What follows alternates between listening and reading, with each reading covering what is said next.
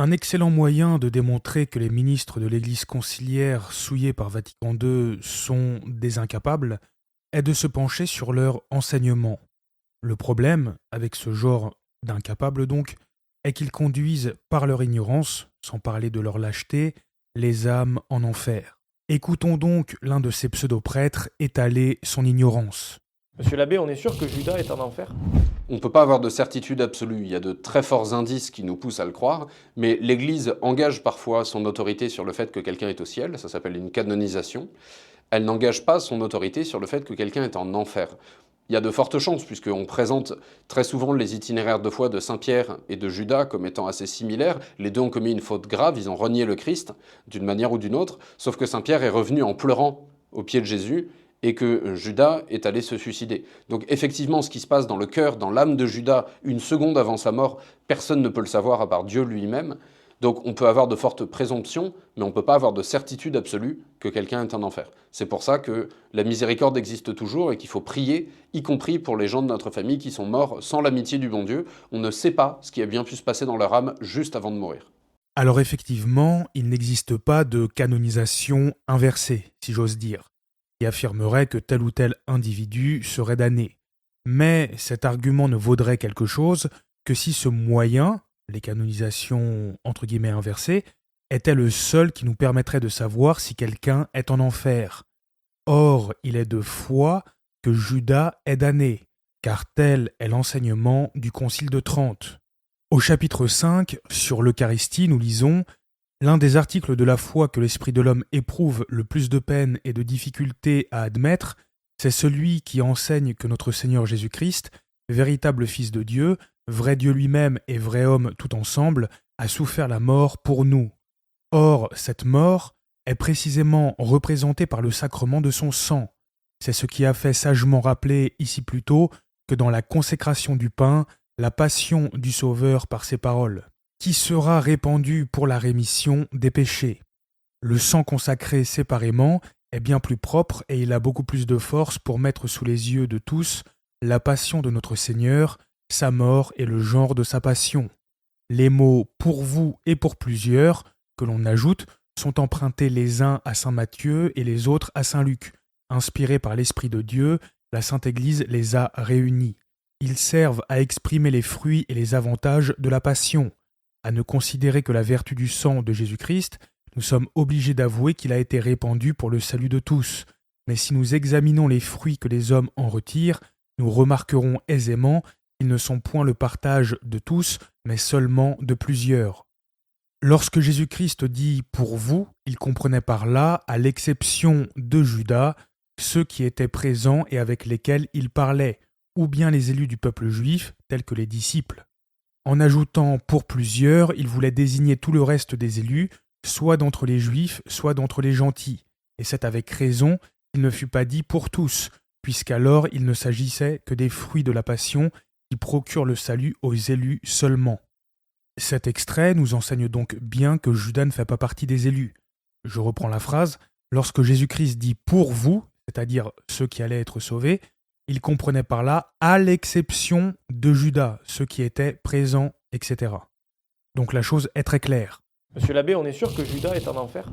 On ne peut pas avoir de certitude absolue. Autre extrait, toujours issu du catéchisme du Concile de Trente, partie 4, chapitre 2, sur l'oraison dominicale. Les pasteurs préviendront donc les fidèles que celui qui veut s'approcher de Dieu pour lui faire cette demande doit d'abord reconnaître son péché, puis ressentir une vraie douleur de l'avoir commis, et enfin se persuader complètement que Dieu a la volonté de pardonner à tous les pécheurs, affectés et disposés comme nous venons de le dire, de peur que le souvenir et la reconnaissance amère de ses péchés ne viennent à le jeter dans ce désespoir qui s'empara du cœur de Caïn et de Judas et qui ne les laissa voir en Dieu que la vengeance et le châtiment, et non point la miséricorde et la douceur. Monsieur l'abbé, on est sûr que Judas est en enfer? On ne peut pas avoir de certitude absolue. Voilà, donc non seulement on voit que Judas n'est pas sauvé, mais aussi Caïn. Pour ceux qui se poseraient la question, à part ces deux-là, il n'y en a aucun autre que la tradition a directement placé en enfer.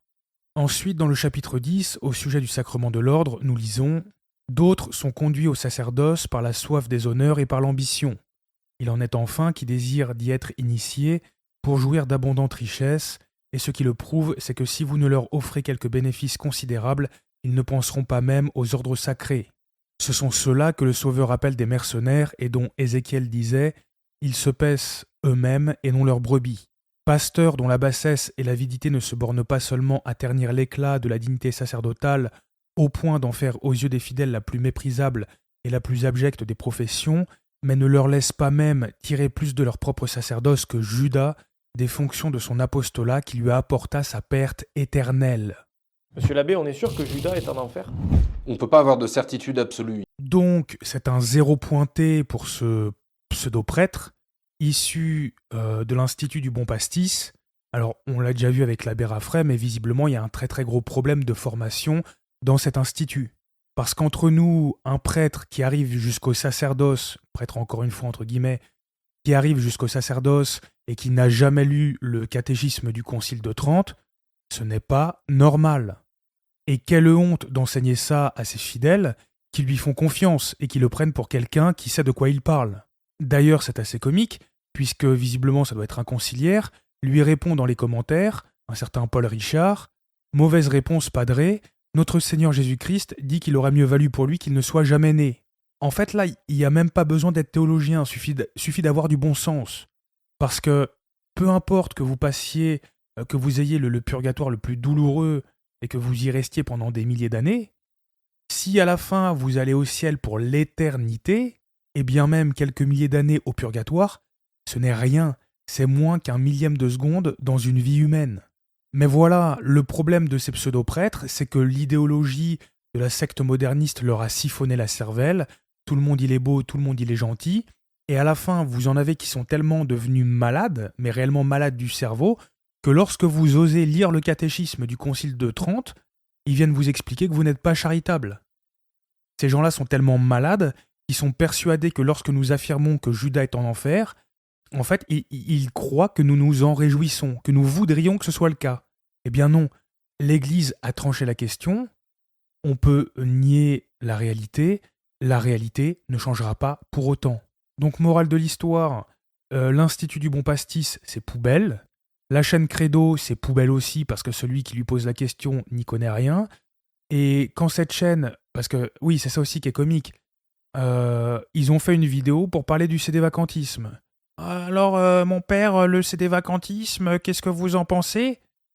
Passons maintenant au cas de Paul Adrien. Alors lui, c'est le champion.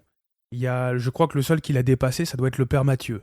À la fois, il va se faire poucave par Judas. Alors au début, j'étais content. Je tombe sur une vidéo de lui qui parle de Judas en enfer. J'étais assez surpris parce que lui-même citait le catéchisme du Concile de Trente. Bon bah fantastique.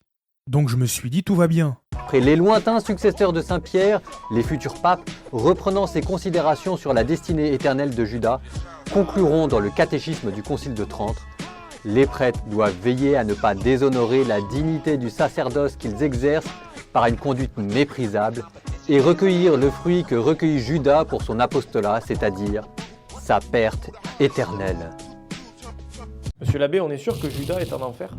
On ne peut pas avoir de certitude absolue. Alors non seulement il cite cet extrait, mais il en cite encore un autre, que je n'ai pas encore pris soin de lire, et qui constitue lui aussi sans la moindre ambiguïté possible, une preuve que Judas est damné. Je vous laisse le découvrir. D'autres, au contraire, s'abandonnent à tel point au chagrin et à la désolation qu'ils viennent à désespérer entièrement de leur salut. Tel semble avoir été Caïn, qui disait « Mon crime est trop grand pour obtenir le pardon ». Et tel fut certainement Judas, que le repentir de son crime conduisit à se pendre lui-même, perdant ainsi et la vie et son âme tout ensemble. Monsieur l'abbé, on est sûr que Judas est en enfer? On ne peut pas avoir de certitude absolue. Donc arrivé là, vous vous dites certainement comme moi que Paul Adrien ne pouvait que logiquement conclure que Judas était en enfer, rien d'autre. Que nenni, celui-ci nous explique finalement que Judas est peut-être au ciel. Et donc vous voyez, quand on met tout ça à bout, ce que dit l'écriture de Judas, on ne peut pas en être sûr à 100%, mais on se dit quand même que c'est probable, peut-être même très probable, que Judas soit en enfer. Donc ça nous rappelle que nous, l'enfer est quelque chose à prendre vraiment au sérieux. On ne peut pas en être sûr, on n'a pas la certitude absolue, mais quand même. le niveau de schizophrénie qu'il peut y avoir dans la tête de certains, c'est quand même prodigieux. Certains sont arrivés à un tel niveau de schizophrénie que je pense que ça relève vraiment de la maladie mentale. Le modernisme fait des trous dans le cerveau comme dans le gruyère. Mais revenons maintenant un court instant sur un extrait que Paul Adrien a cité. Et tel fut certainement Judas que le repentir de son crime conduisit à se pendre lui-même, perdant ainsi et la vie et son âme tout ensemble. Alors là, peut-être que vous vous dites, c'est bizarre, Judas, il est en enfer ou il y est certainement. Certe, en latin, signifie certainement. Mais voilà, ça n'a absolument pas la même nuance qu'en français. En français, quand vous dites par exemple « j'irai certainement faire mes courses demain », vous êtes en train de dire « j'irai probablement faire mes courses demain ». Mais si vous y réfléchissez un instant, certainement, ça veut dire de manière certaine. D'ailleurs, les adverbes qui terminent en ment comme ça sont convertibles de cette manière. Probablement, de manière probable. Gentiment, de manière gentille. Eh bien, c'est pareil avec certainement, de manière certaine. Et s'il y a eu un glissement sémantique en français, ce glissement sémantique n'a jamais eu lieu en latin. Certe, certainement, en latin, veut dire absolument de manière certaine. Alors j'ai d'ailleurs demandé à une intelligence artificielle, celle de Google, de confirmer. Alors vous pourrez faire vos propres recherches si ça vous amuse. Donc je pose la question, certe en latin signifie-t-il certainement dans le sens de probablement comme en français ? Réponse de Gemini, c'est une excellente question de nuance linguistique. Pour répondre courtement, non. En latin, certe est beaucoup plus fort et affirmatif que notre certainement moderne. Alors que le français a tendance à affaiblir ses adverbes, dire c'est certainement vrai sous-entend souvent un petit doute ou une probabilité, le latin utilise certe pour marquer une assurance réelle. Le sens de certe en latin, dérivé de l'adjectif certus, tiré, fixé, déterminé, l'adverbe certe signifie assurément, à coup sûr. Il exprime une certitude sans faille. En tout cas, du moins. Il sert parfois à restreindre une affirmation pour la rendre indiscutable. Exemple, s'il n'est pas riche, il est certes honnête. Alors le glissement sémantique du français. En français, nous utilisons souvent des mots de certitude pour masquer une incertitude, ce qu'on appelle une litote ou un affaiblissement sémantique. Français, il viendra certainement, égal, il y a de fortes chances qu'il vienne. Latin, certe veniet, c'est un fait établi, il viendra. Voilà, donc vous avez d'un côté un pseudo-prêtre de l'Institut du Bon Pastis qui ne connaît pas son catéchisme du Concile de Trente, et de l'autre, vous avez un pseudo-dominicain qui ne maîtrise même pas les bases du latin. Alors déjà, les conciliaires d'aujourd'hui ne connaissent même pas la différence entre l'état de grâce et l'état de péché mortel, c'est pas ça qui va les choquer. Sauf que voilà, un dominicain, c'est quand même être censé l'élite de la théologie. Les dominicains, encore au début XXe siècle, quand ils écrivaient des livres, ils les rédigeaient tout en latin. Conclusion, la foi catholique enseigne certainement, ou de manière certaine si vous préférez, que Judas est en enfer. Qui le nie est un hérétique. Que ce soit un hérétique matériel, c'est-à-dire qu'il l'ignore de bonne foi, ou un hérétique formel qui le nie. Donc, petit message personnel à Credo, arrêtez de parler du sédévacantisme alors que vous ne connaissez même pas les bases de la foi. Monsieur l'abbé, on est sûr que Judas est en enfer ? On ne peut pas avoir de certitude absolue. Restez à votre place, ça vaudra mieux pour tout le monde. Et pour Paul Adrien, n'en parlons même pas, si vous voulez en savoir plus sur le niveau de décadence de cet individu, je vous conseille les vidéos de l'abbé Véron sur la chaîne Bible et Savoir. C'est bien joli de faire de jolis sourires, de dire l'amour vaincra, mais en attendant, cet homme se bat pour le triomphe de l'hérésie sous couvert de charité. Conduire les âmes à l'abattoir avec des câlins, c'est bien, leur permettre de survivre, c'est mieux. Et pour ceux qui veulent connaître la vraie foi catholique, ceux qui veulent vivre dans la grâce de Dieu et sauver leurs âmes, éloignez-vous de cette secte moderniste abominable qui se fait passer pour l'Église catholique. Si vous aimez réellement l'Église catholique, rejoignez les chapelles Non Unacum.